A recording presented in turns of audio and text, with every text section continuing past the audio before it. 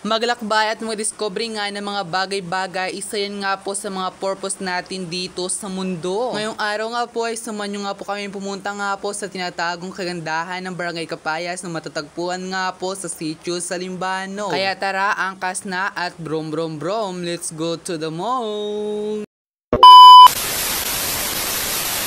Magandang buhay mga kalaon. So ngayong araw nga po ako nga po ay nagbabalik para sa panibagong discover, panibagong buhay at panibagong video. Nasa vacation mode nga itong si beautification at ang mga personification. Charis. Papasok ka pala nga po talaga sa lubungin ka na ng napakagandang view. By the way mga kalaon, inaayos nga po talaga yung kalsada nga dito papuntang sa Limbanog nang sa gayon nga po talaga ay mas mapabilis nga po ang transportasyon. Tuwing maulan nga po talaga ang panahon, ito yung pinoproblema nga po ng mga taga sa Limbanog. Dahil maputi nga po talaga ang kalsada at pwedeng-pwede ng taniman ng palay. Charis. Kaya thank God, ngayon nga po talaga ay inaayos na nga po yung kalsada nang sa gayon nga po talaga ay malaking tulong to kung maayos ang kalsada para sa lahat. Nang sa gayon nga po talaga ay mapabilis nga po ang transportasyon ng bawat isa at mapabilis nga po ang ating paglalakbay. Paglalakbay kung saan ay makakita nga po tayo ng true love natin. Charis. By the way, ito hindi nga po tayo yung sinasabi ko sa inyo dahil nga po maulan nga po yung panahon kahapon at ngayon. At ito na nga po talaga yung naganap sa kalsada ng Salimbano. Kaya kung ito talaga yung madadaanan po natin talaga, mukhang delikado nga po talaga ito. Hey, nakikita nyo naman talaga kung gaano nga po talaga kaputik itong aming dinadaanan. Talagang hirap na hirap nga po talaga ako sa pag-control and balance.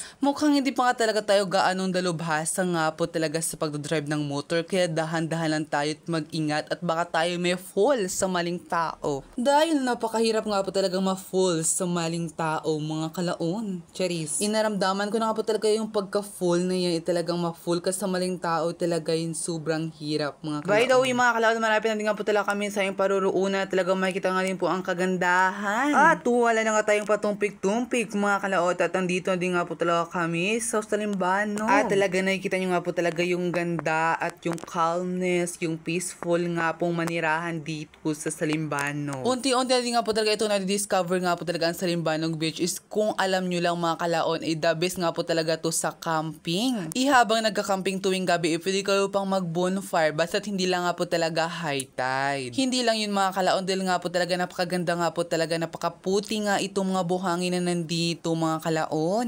Parang kung makita mo talaga to personal, itong beach na to talagang hindi ka nabibili ng maraming pulbo mga te. Dahil alam nyo ba yun mga kalaon na parang pulbo nga po talaga yung buhangin nito pag hindi nga po nababasa ng dagat? Kaya ang sarap nga po talaga dito magbabad sa init. Charis. Para bang malaafam. Charis. Siguro talaga kung mayos na nga po talaga yung kalsada na napapunta nga po talaga dito sa Salimbanog, talagang marami na din nga po talaga maturista ang pupunta dito at darayo. Iabay sa na nga po talaga makita to ng Ong Farm, talagang dabis nga po talaga kung ito yung hinahanap nila mga te. At kung kayo talaga kamag-anak din nga po talaga ni Papa Gio, Ong abay i-mention nyo dyan, para nga po talaga mapansin nila ito at mapuntahan agad-agad. Dahil kung kapayapaan at relaxing nga po talaga ang hinahanap nyo mga te, bagay na bagay to sa inyo mga kuya.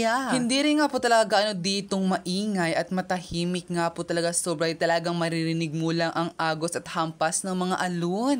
First time nga po talaga ito ng aking sister na pumunta nga po dito sa Salimbanog Beach is talagang ayaw niya nang umuwi mga te. Kaya pinilit ko na lang nga siya, talagang buti naman talaga sumama na kami at ito na nga mga kalaon. Pauwi na din nga po talaga kami at talagang gagabihin na din nga po kami at talagang mahirap pa pati yung mga kalsada. Binisita nga po namin yung aming panganay na ate dahil nga po nanganak siya at talagang malaki din nga po ang bibi dahil nga po pupunta din kami ng city. Dahil hindi pwede yun na nag-alis na lang kami at hindi kami nag-visit. Kaya ayun nga po mga kalaon, hanggang dito hindi nga po talaga ako mga video. Kaya nga po mga kalaon, sa mga hindi pa po nakapag-like and follow, i-follow nyo na yan te.